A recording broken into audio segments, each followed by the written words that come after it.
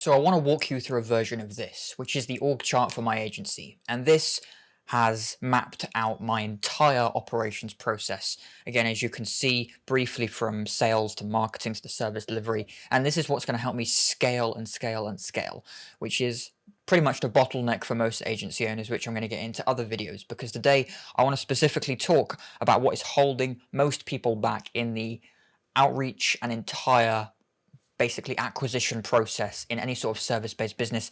And this will also help you with helping your clients in the outreach process as well, to help them get more customers or clients for whoever you're trying to help. So without further ado, let's dive into this, and I want to show you exactly how this actually functions on a much more smaller scale, so you can actually see what this process I want to explain looks like. So when you're starting any business, obviously you need to outreach. You need people to, talk to actually engage and pitch your services or products to.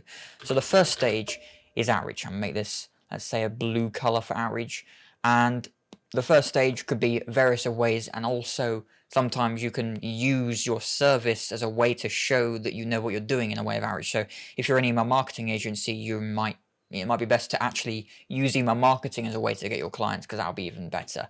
And obviously the same with if you're doing, if you're going to be doing DM outreach or something, it might be best to use DMs. But let's just say, let's do my approach, which is cold calling, for instance, in this case. Let's say cold calling and emailing, maybe.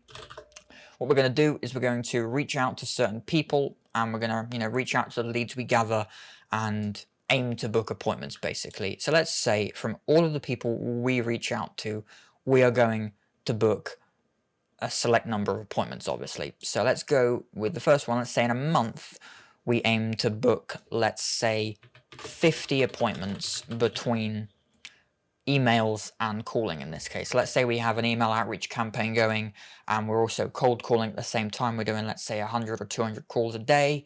We're trying to get at least a couple of appointments per day through cold calling, which would hopefully be 20 or so appointments through cold calling, and then maybe another 20 or so from emails, because you can do more in the background, just in mass email sequences. So if we aim to get 50 appointments from both methods of outreach in a month, we'll hopefully have 50 new clients in the dream world. But in reality, this is not how appointment scheduling and how leads actually work. Otherwise, many people would be much richer in their businesses. Their business would be doing amazing if people just showed up to this to appointments this instantly. So the way this now works is you're going to have a few different things that happen. So let's say, first of all, we're going to go this way, and we're going to have people that do show up. So let's actually start.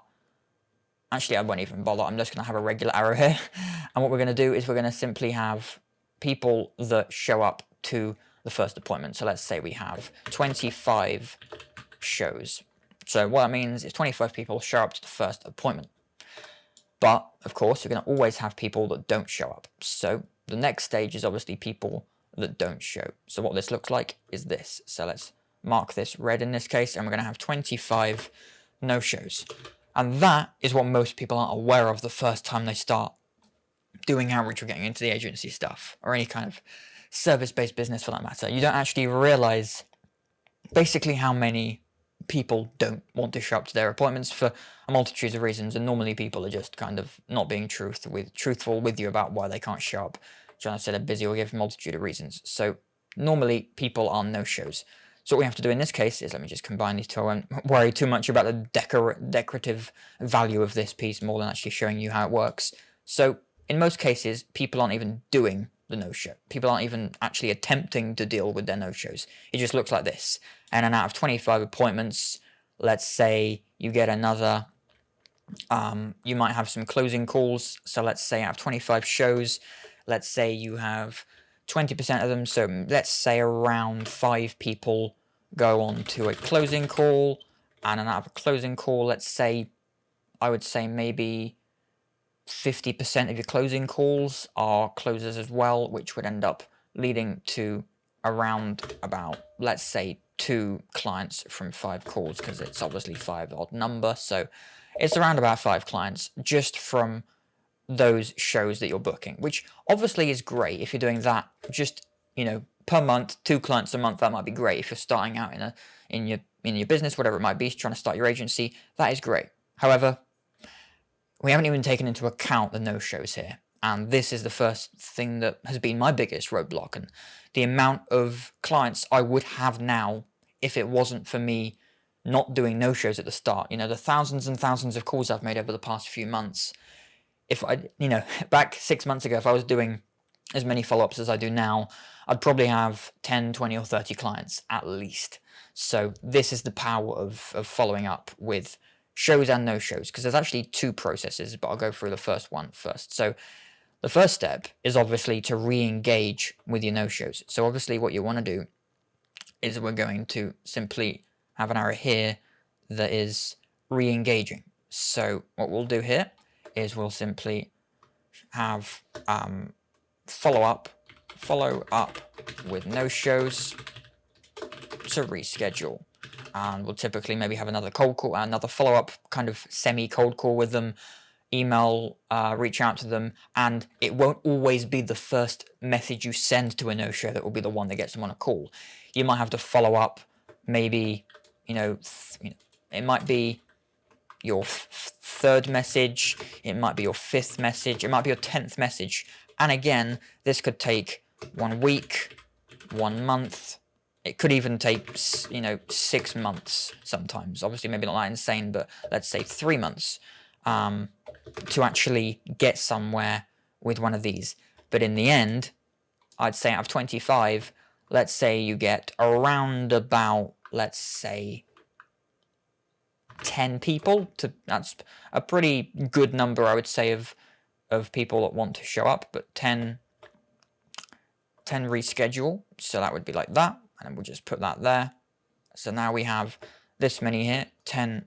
I'm just going to actually call this 10 reschedule because it's a pretty just raw video we're making here. But 10 reschedule, and then now let's say the new closing call amount, because we've actually had new closing calls. Because of that, let's say 10 reschedule, and we have out of 10, we have 2 new closing calls.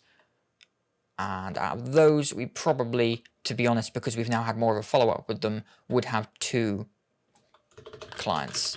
And that's a low estimate. That's lowballing as well. So just to show you an example of purely how important follow-up is, because we've doubled the client acquisition rate. We've doubled our sales, doubled our revenue from just doing follow-ups. And this is what stopped me at the start with that. When I wasn't following up, I was maybe doing 1 or 2 calls, but that was about it. I wasn't really following up with any of my appointments at all. I maybe send them an email after like a week or something, but that was it. Whereas this is really what it takes to actually see, and obviously at the beginning a double isn't that much, it's 2 clients, but obviously let's say if we get 10 reschedule and 3 of them, maybe even like 4 of these turn into a closing call, that's 40% of the people that show up, which is quite good. And then out of those 4 people, let's say 3 of them. So now we've got 5 clients there just from doing the follow-up process here. So this is pretty much all I wanted to explain to you today, but this is why the importance of that is so key, because again, like I was saying, if you follow up once or twice, and again, maybe over the course of a couple of days or a couple of weeks, you might get some responses, but the real power of where the follow-ups come in is when, again, you might be following up with some leads for weeks and months. And again, the first couple of days might just be a few messages. After a week or 2, you send a couple more, but this is how long it really takes in most cases. And again, I'll do another whole video of follow-ups and how we'll kind of process for doing follow-up calls, but this gives you an idea of really, what it actually takes to start getting these calls. And obviously that entire process there. But yes, hope that helps you with today's video. And obviously if you're a service-based business, agency owner, whatever the situation might be, I really hope this helps you, and I really hope you can get a better understanding of what this might do for you in terms of getting your business going. So yeah, thanks very much for watching. Like and subscribe if you're new, and I'll see you in the next video. Thanks for watching.